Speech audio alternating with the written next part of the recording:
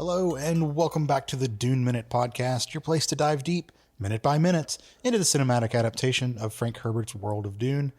I am one of your hosts, Zach. And I'm John. And we are back. It is a Thursday. Happy Thursday, everyone. It is Thursday indeed. We are almost there. We've almost made it to the end of the week. All right, and we've got a little bit more Dune talk to throw your way. So, let's do it, John. It's raining goons. It is still raining goons. We, of course, are talking about minute 8 through 9, where it's just a bunch of goons fighting. That's really what we're talking about this week, or today. Well, I guess in particular, it's one goon fighting. True. Yeah. True. The goon that No, two. There's two goons. Yes, we do get two goons here. Yeah. Man, what a day. We get a two goon day. We get a pair of gooners. Fair gooners. So the first goon in particular we're talking about is the one who landed gently at the end of the last minute. Just a couple of feet away from Paul and Jessica. Yep. Very, very close. Thankfully, Paul and Jessica are behind him. He's not aware of his surroundings. Yep. So, It's true. He starts to in walk fairness, off. those big, bulbous helmets and everything must be horrendous for peripheral vision. Sure. Maybe they have some kind of camera system on the lens that allows them to see a wider field of view. No, they just have that bike mirror, that little small bike mirror, but it's on a suction cup, and they just onto their fucking helmet or whatever. Yeah. That's awesome.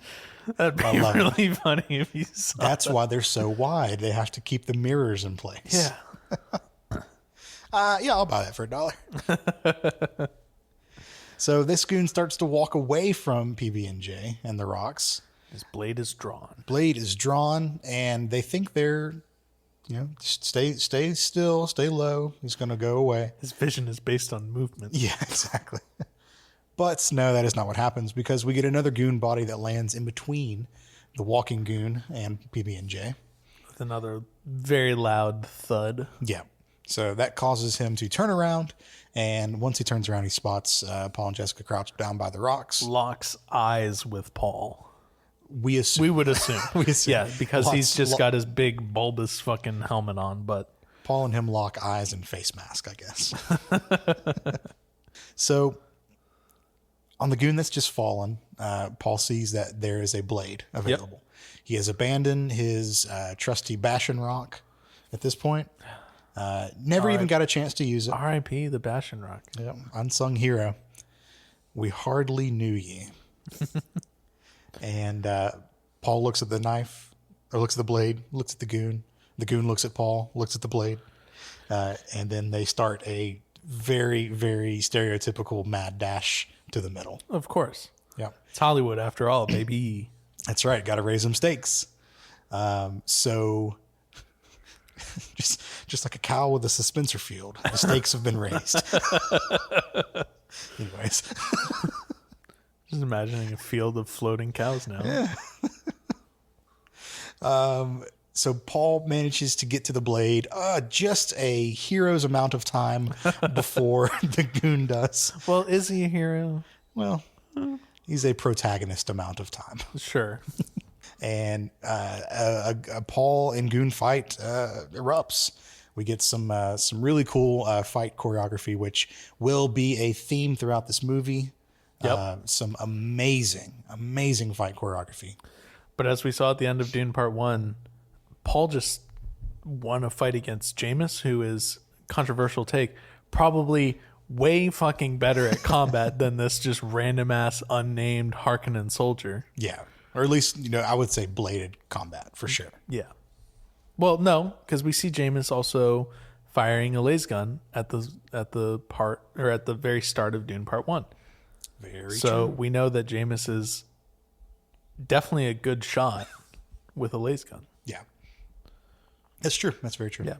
Well, just like Jameis, Paul skewers the fuck out of this Harkonnen goon. Yeah. It's a much faster fight.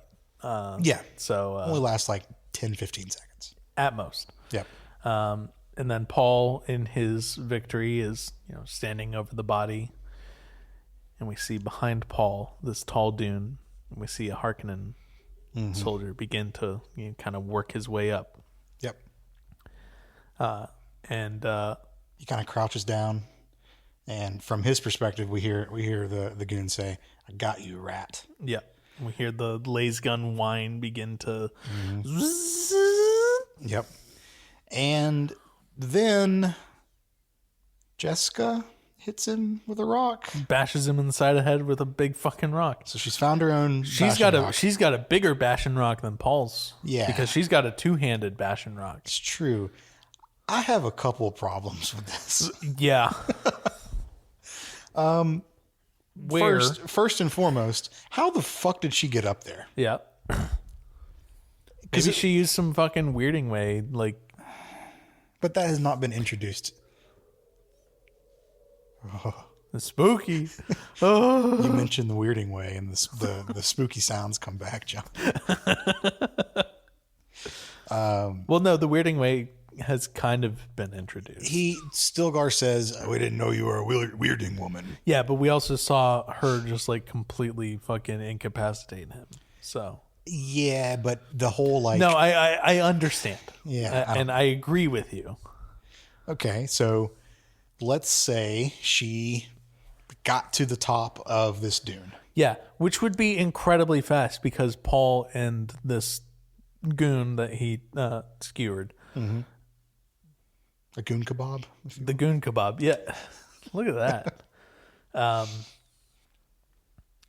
From the time that Paul like ran until he stabbed was like 25 seconds. Not even, man. For her like to movie run time, it was like less than 3.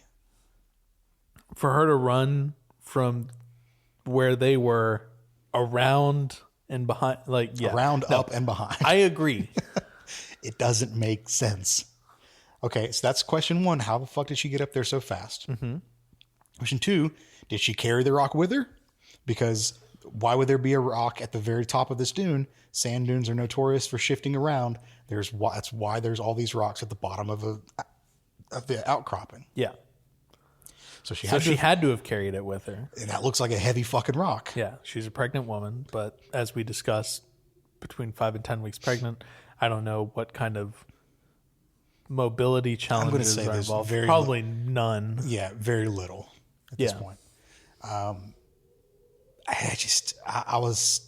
No, took me out, man. Took me out of the... It does lead with a lot of like, oh, you're just conveniently there. Yes. A Deus Ex bashing rock. Oh, we love it.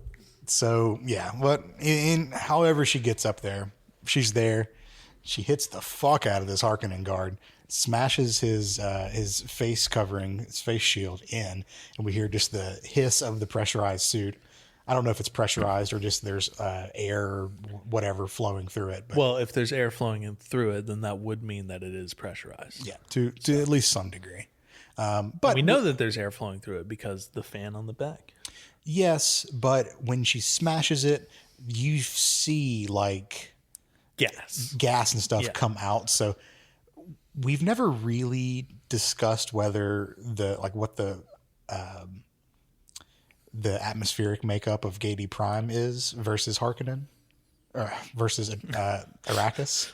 Excuse me. So maybe there's some like very subtle differences that the suits that they wear account for, possibly. Maybe. I don't know. Pure speculation. But the fact that it does, we see it blow outwards would mean that the suit is at least pressurized slightly more than the surrounding air. She gets a couple of good licks on this guy. Fucking beats the shit out of this guy. It's more than just a couple good licks on him. I think it's safe to assume that this goon is dead at this point. Absolutely. Yeah. Because she bashes the face shield and then continues bashing his face with this big ass two-handed rock. Yeah. He's not gonna make it. It's not looking good. No. So he's definitely had better days. Yeah, for sure. So Paul's just standing there like, what? Huh? As Jessica lets the rock tumble down, and we can see the way that the rock falls, that maybe the prop that they used was probably not an actual rock and whatever. No, it was probably a piece of foam because guess what? She's fucking pantomiming bashing this dude in the face. And if she accidentally hits him, oops. Well, versus probably wasn't. We have to do probably wasn't a maxillofacial. body there to begin with. Probably wasn't a person inside the suit. Yeah. Fair. Movie magic, John. Movie magic. Another deep cut. Is that like old Rooster Teeth? That's old Rooster Teeth. Yeah, that's like 2012 to 2014 office tour video or whatever. But yeah, just the shitty blue screen where all of Bernie's skin just turns blue is fucking hilarious. We see Jessica start to make her way down the dune. Walking fast. Walking fast. Face is smashed. She's Paul bound. Okay. And that's where our minute ends. Is this 2 days in a row of shitty song parodies? Yeah. Yeah, cool. All right, let's see if we can make it 3. And that is where our minute ends, right there. Yep. So, anything else from your end? No. Nope. All right, cool. We're still skating on no Art of Soul notes and no book notes, so we're keeping these minutes a little bit light. I think we have already hit our quota for long minutes with our second episode. Yeah, well, for a little bit at least. So. Yeah, well, we got some time. Yeah. All right, cool. Well, we will be back tomorrow to round out the week. Socials remain the same, DuneMinute.com on Blue Sky and DuneMinute@gmail.com if you'd like to send an email our way. We will catch y'all tomorrow. We'll see you later.